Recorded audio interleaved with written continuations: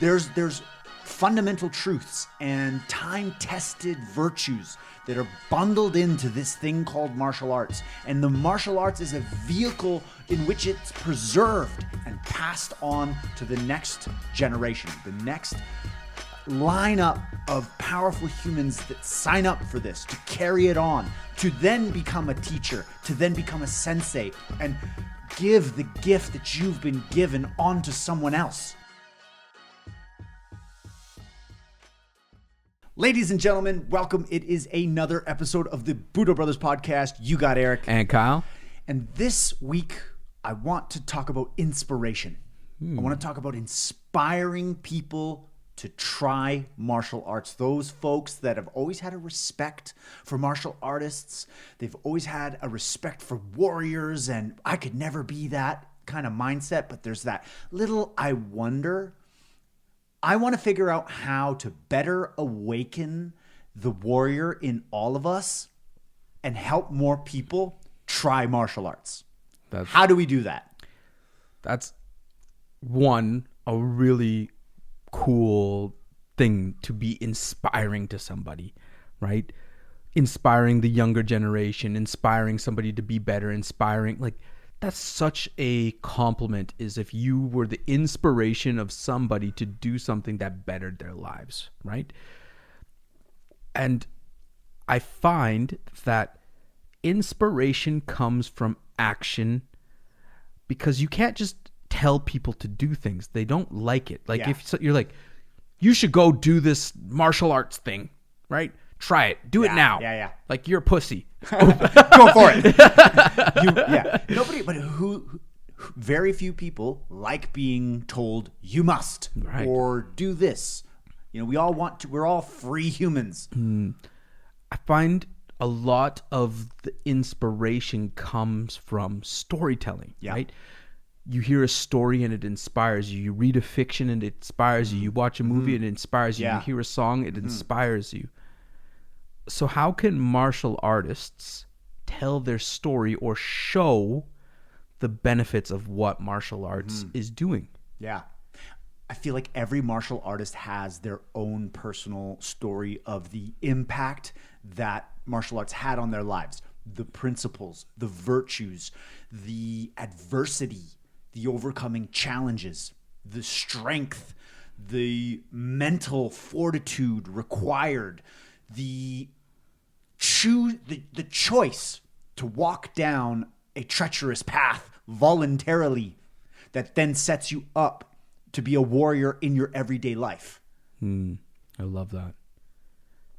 And warriors in general are inspirational because they are willing to sacrifice even their life in order for the greater good of society. Yeah.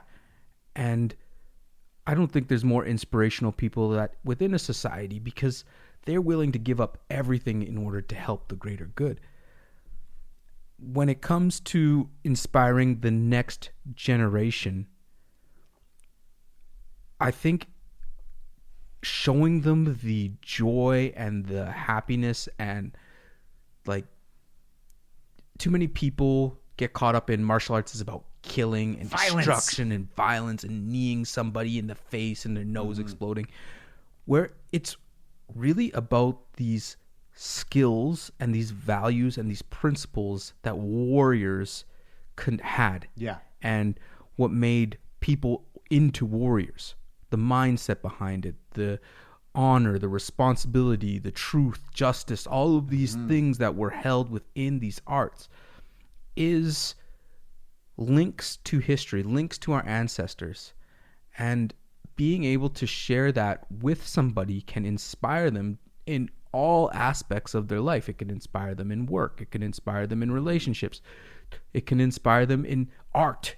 It's endless what martial arts can do. And what's wild when you think about what virtues and lessons that have stood the test of time, that have been rolled into martial arts, that have been with the art since antiquity, they're timeless. They don't, honor doesn't go in and out of fashion. No, it doesn't at all. There's fundamental truths and time-tested virtues that are bundled into this thing called martial arts. And the martial arts is a vehicle in which it's preserved and passed on to the next generation, the next lineup of powerful humans that sign up for this, to carry it on, to then become a teacher, to then become a sensei, and give the gift that you've been given onto someone else, and to keep that going. And not everything is passed down through like only books, right? Societies and generations orated things and passed down skill sets and taught their youth. Like, it is our responsibility, especially this community listening to this podcast, to pass down warriorship to other people, to show people the importance of what it means to be a warrior, and that it's not just about killing and the horrific things that you see on the battlefield, but there's so much more within every art. And sometimes when you read these comments on the internet, they're like, so what's the point of this? Like, looking at Wing Chun, and it's like, what's the point of this? You obviously haven't practiced a lot of martial arts, right? Because you're looking at something and assuming like, how am I going to kill somebody with this sticky hands drill? This is useless, right? Right. Where it's like, the point of that has very little to do with killing somebody in that moment in time. It's all about mastering an art, mastering your body, mastering flow.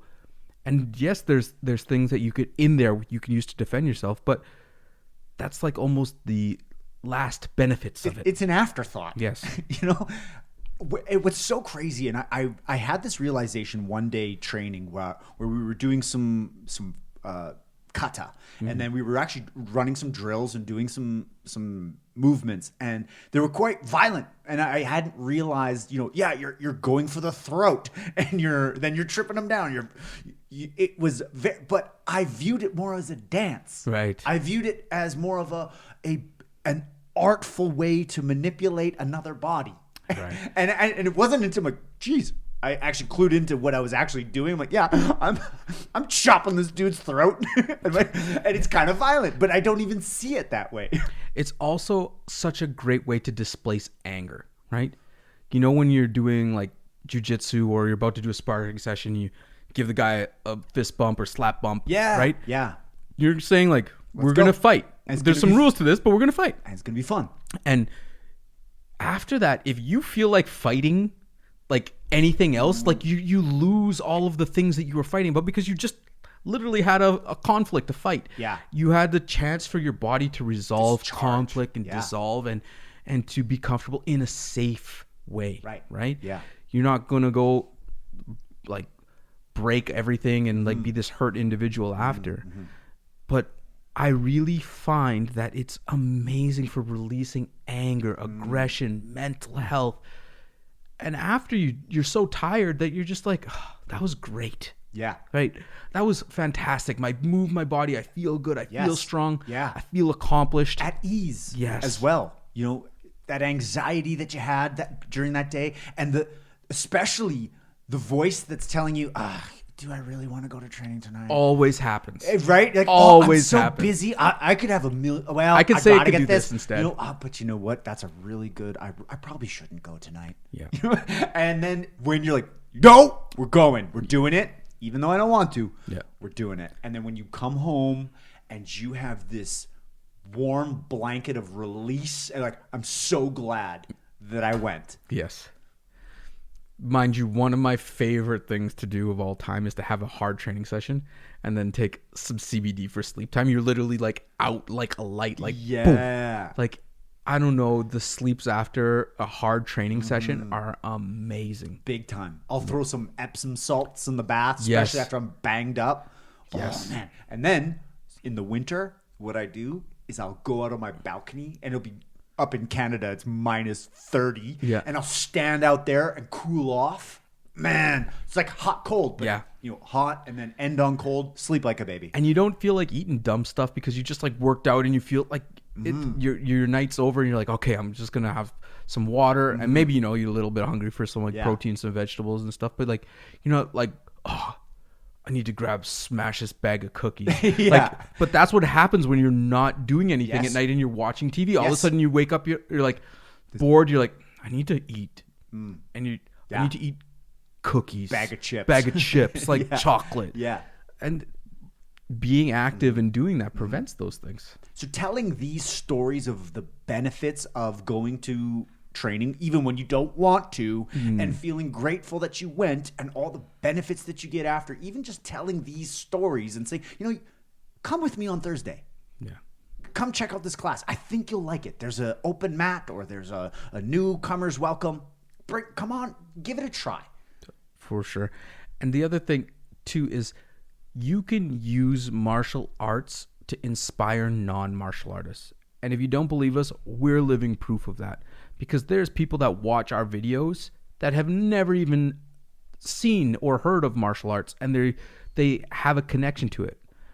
But because there's these universal principles in it, these universal truths, if you live your life according to those laws, the laws of the warriors, the way of Budo, the code, people look up to you and are inspired to replicate what it is they just felt. I tell this story all the time. One of the most impactful moments of warriorship and admiration was at the Century Martial Arts Super Show. We were in a group of people speaking, and the president at the time, Paul Webb, was talking to all of us, and this gentleman was kind of etching his wife out of the circle so he could get closer. So he could get closer and getting, and like, you could see her face. She's like feeling awkward. Like, what do I do here? Like, am I a part of this? Like, she was feeling uncomfortable. And in the middle of a conversation, he had the awareness to see this person who's uncomfortable, politely stop the conversation, welcome this woman into the conversation, and then carry on the conversation. And I'm like, that's inspirational.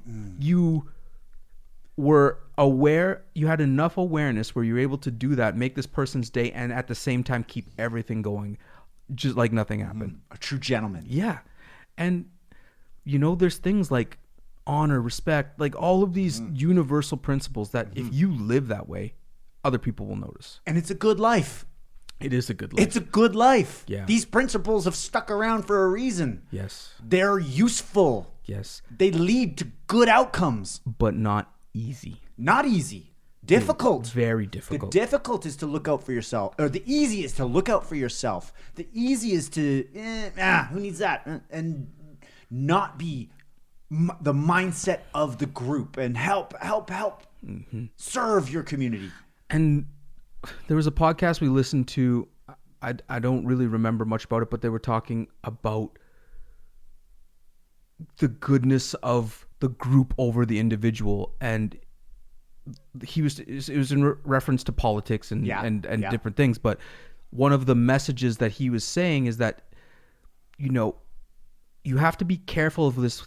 You do me, I'll do you. Like, I'm this own exchange. Yes, I'm this own individual thing. Like, whatever. Because we are all living on this earth. We're all part of a unit. We're all exchanging and interacting. But we're all individuals at the same time. That's the catch. Yes. It can't just be all level playing field. Yes, you have to be responsible for yourself and also for others. And the ticket to abundance is by serving others. Yes. So your situation is going to get better if you solve other people's problems and make their lives easier. If you help out in your community, if you start a business that cracks a code and solves a problem that makes other people's lives amazing, guess what?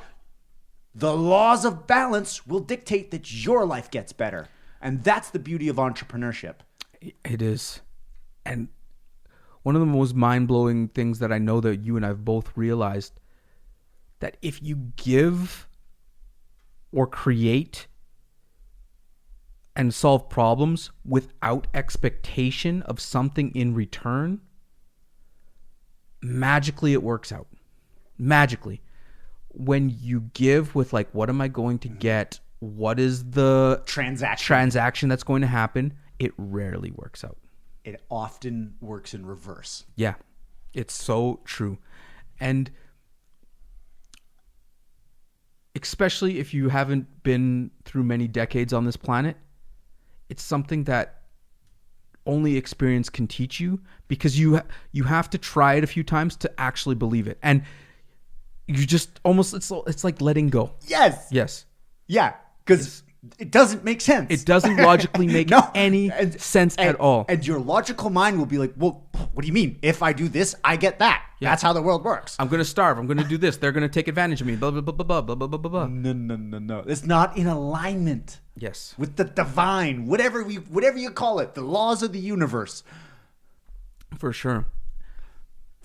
But it is one of the most challenging things. And that's how inspiration works. You can't look at a person and be like, okay, I'm going to do this and it's going to inspire you.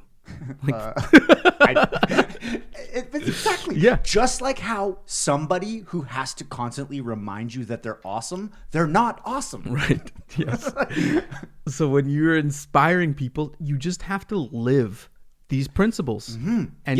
And know that is going to send shockwaves through everywhere you encounter. Budo Brothers Challenge. All right, I will challenge everyone listening to this podcast. The next martial arts group class that you go to, you must bring a friend who's never trained in their lives. Amazing. And one thing I want to say, and I'm going to throw something out on this podcast that Eric's not going to like. What? When you throw on the bees and you represent it out in the world, it's showing people a symbol, and that symbol is exactly what you feel like this martial arts thing, this warriorship journey. This is what this is, right? Yes. And we've created this community with everybody who's listening. And so when you wear these things and you do good, we are so proud that you are representing us in that way. And we know that we are just always shocked by the good things that our community does. We have a gentleman on our Instagram who cleans up the community, and like he always does it in the Budo Brothers shirts because he feels like that's what the it represents. What an honor. That is such an honor. Beautiful. Yes. And that the beautiful thing is that the bees is what we all make it. It's not just, we're not doing this. We're doing this with everyone. The only reason why we're here is because people are supporting us. Yes. And what the bees are for everyone is exactly what they are. Right. So I'm telling you that if you email info@budobrothers.com and put inspiration in the subject line, when we get t-shirts, we will hook you up with an awesome discount. Huge. I like that. And it will force us to get t-shirts made. Yes, because we have not had BBTs in our store a long time. Ever. And anybody who has a BBT and is rocking it is an OG. I'll ante it up. I'll say 50% discount. Ooh, and a pin. Ooh. Okay. Hey, we haven't launched it yet. We have a new product dropping tomorrow. A new product is dropping tomorrow, and you already let the cat out of the bag. So if you are listening to this podcast and you just so happen to catch the episode before Friday's launch. Whoa. I'm feeling saucy. Jeez. It's Christmas early. Christmas is coming early. Use promo code. Give me a promo code, Kyle. 5-star. Ooh. Use promo code 5-star, the number 5 and star, and you'll get 20% off this new product drop. Boom. I am so curious to see how many times that promo code is used. Regardless, everyone who's listening, thank you. Thank you very much. We'll see you next week.